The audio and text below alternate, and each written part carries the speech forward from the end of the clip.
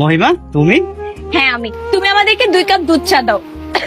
তোমার তো সর্দি লাগছে মনে হয়, তোমারে রং চা দেই আর ভাইয়াকে দুধ চা দিই। হ্যাঁ ঠিক আছে। ঠিক আছে, ওইখানে গিয়ে বসো। হ্যাঁ আচ্ছা।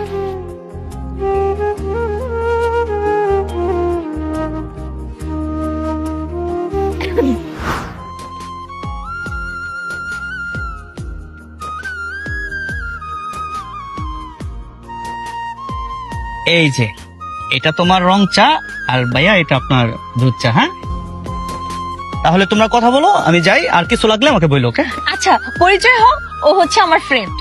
ভাইয়া ইলিয়াস। আচ্ছা যাও। মহিমা, একটা কথা বলি, এই চাওলা মনে হচ্ছে তোর সাথে একটু বেশি ফ্রি হয়ে যাচ্ছে না? মনে হচ্ছে সে তোর একজন ফ্রেন্ড। এত ফ্রি কিভাবে কথা বলছে তোর সাথে? ফ্রেন্ড কেন হবে, ও আমার বয়ফ্রেন্ড। Are you mad? তুই কি পাগল হয়ে গেছিস মহিমা? আমি ওকে সত্যিকারের ভালোবাসি। আমার তো এখন ঘৃণা লাগতেছে। আমি তো পরিচয় দিব না এখন থেকে, তুই আমার বান্ধবী। তুই সাবধানে কথা বল, তুই আমার ফ্রেন্ড বলে আমি কিন্তু তোকে কিছু বলতেছি না। একটা মেয়ে যেখানে সম্মান পায়, হোক সে চাওয়ালা কিংবা কুড়ে ঘরওয়ালা, তার কাছেই কিন্তু সেই মেয়েটা সারা জীবন থেকে যেতে পারে।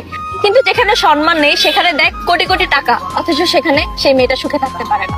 থাম, তুই থাক তার চাওয়ালাকে নিয়ে, আমি গেলাম। এই দাঁড়া, চা তোর ফ্রিতে খাস নাই, টাকাটা দিয়ে যা চায়ের। আমার কাছে টাকা নাই, তুই দিয়ে দে। দেখ, তোর কাছে তো সামান্য চায়ের বিল দেওয়ার মতোই টাকা নাই, আর তুই কিনা আমার বয়ফ্রেন্ডকে গরিব বলতেছিস। শোন, তুই তো তোর বাপের টাকা দিয়ে ফুটানি দেখাস, আর আমার বয়ফ্রেন্ড নিজে কর্ম করে খায়।